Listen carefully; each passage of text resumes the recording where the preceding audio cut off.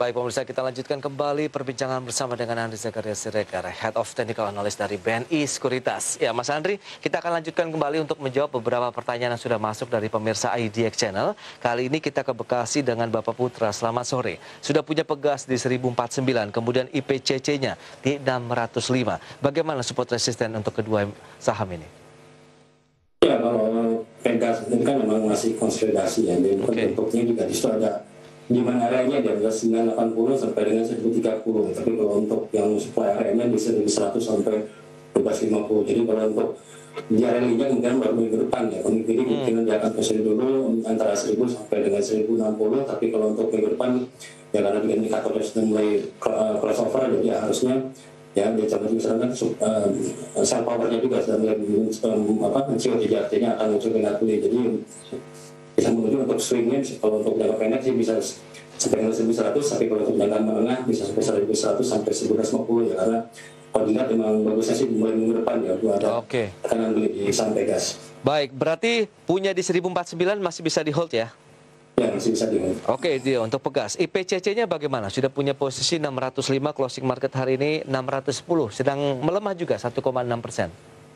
Ya, kalau IPCC konsolidasi dulu ya. Memang dia kan sekarang ini bentuk pola cut handle ya, pattern handle.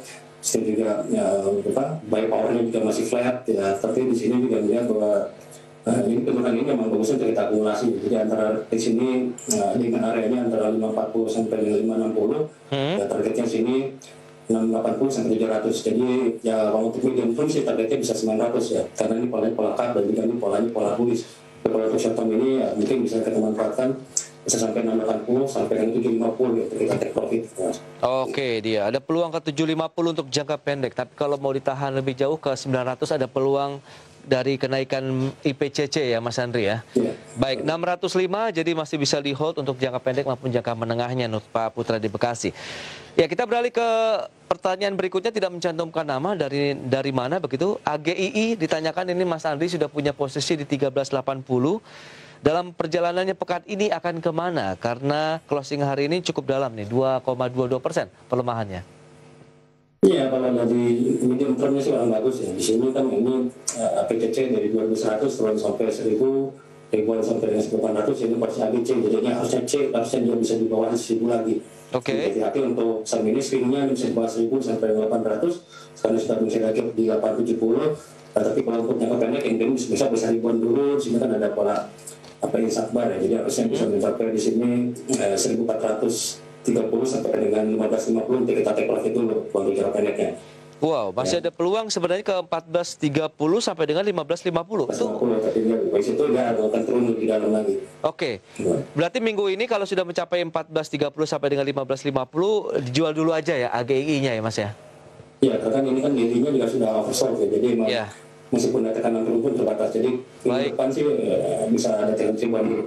Oke, itu dia untuk AGI, pilihan investasi kembali kami serahkan kepada Anda, dan sudah ada penelpon yang masuk. Ini Mas Andri, kita akan coba jawab. Halo, selamat sore. Halo, sore. Iya, dengan Bapak siapa di mana? Farel di Jakarta. Oke, Mas Farel silakan. Di sini ada Mas Andri Zakarias. Oh ya, Pak, mau nanya untuk potensi ESSA dan Fren seminggu ini gimana ya untuk support dan resisten? Oke, ESA ya. Sudah punya posisi sebelumnya? Belum, baru mau masuk. Oke, berarti ditanyakan entry level untuk ESA dan Fren ya?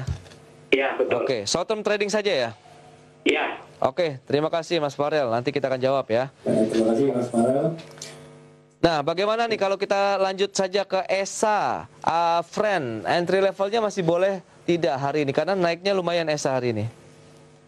Ya, kalau lihat memang ESA sebenarnya ini masih downtrend ya, cuman tapi ini kalau untuk BRI ini kan koreksi hanya ke saya harusnya di koreksi B-nya di sini ada di mana areanya ya, di supply area di area di 39 sampai dengan 410. Jadi memang kalau jangka pendek ini paling jualannya di antara 390 sampai 410 untuk jualan untuk jangka pendek. Tapi kalau untuk jangka menengah hati-hati dia masih bisa di bawah 320 sampai 280. Jadi kecenderungan di sini jadi teknik sekarang ini di atas 320 sampai 340. Jadi supportnya ini bisa untuk kita akumulasi beli. Targetnya di 410 sampai 390 sampai dengan 410, minimal di sini 440 ya. Oke.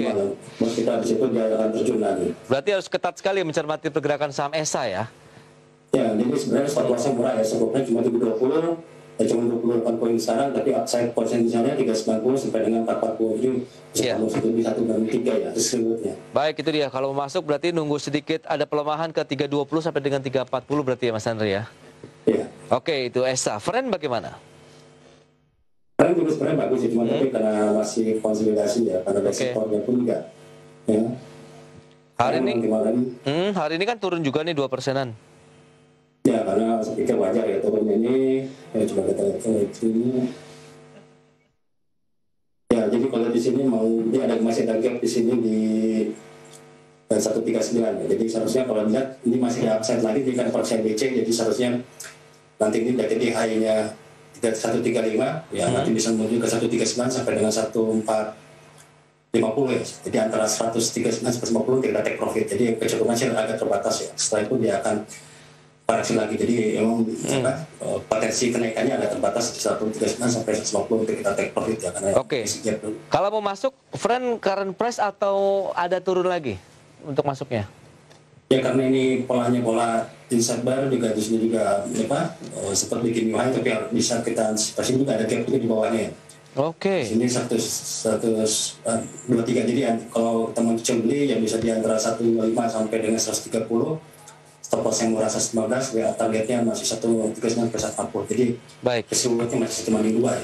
Berarti masih cicil beli pada saat pelemahan besok pun boleh ya ke 125 sampai dengan 130 nih untuk friend. Bisa. Kemudian nanti pembalikan arahnya ke 139 sampai dengan 150. Itu dia untuk Bapak Farel di Jakarta. Langsung tadi line telepon. Kita ke WhatsApp interaktif kembali nih Mas Andri. Dari Malang, dari Malang ini Pak Victor. Selamat sore Pak Victor. Dalam satu pekan, pergerakan Bank BRI dan BEKS, bagaimana Mas Andri? Kalau Bank BRI sudah punya di 3950 ini. Ya kalau untuk BRI sih kita masih tetap melihat ya untuk swingnya untuk jangka menengah bisa di bawah 37 lagi sampai 35 ya. Hati-hati untuk jangka menengah. Tapi kalau untuk jangka pendeknya ya masih dulu antara 37 sampai 4090, jadi memang selama masih di bawah 4090 ya kemungkinan dia agak berat untuk ngisi gap di 4250. Jadi kalau untuk bagusnya sih kondisi sekarang ini kalau jangka pendek supportnya di 38 ya, 3850 sampai 38 kita beli, stop loss yang murah di bawah 37 ya, untuk targetnya 4090 beli, kalau tembus kan itu ada pola double top ya, double top targetnya 4050 sampai dengan 4350.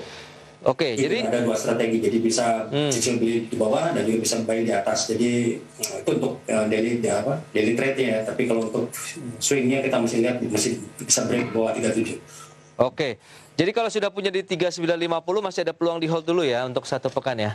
Masih bisa, kalau di hold masih bisa, karena kan dari sistem share-nya 4090 sampai 38. Oke dia untuk Pak Victor di Malang. Untuk BBRI masih ada BKS, tapi tahan dulu, sudah ada penelpon yang masuk kembali nih Mas Andri. Halo, selamat sore. Selamat sore, Mas. Ya, dengan siapa?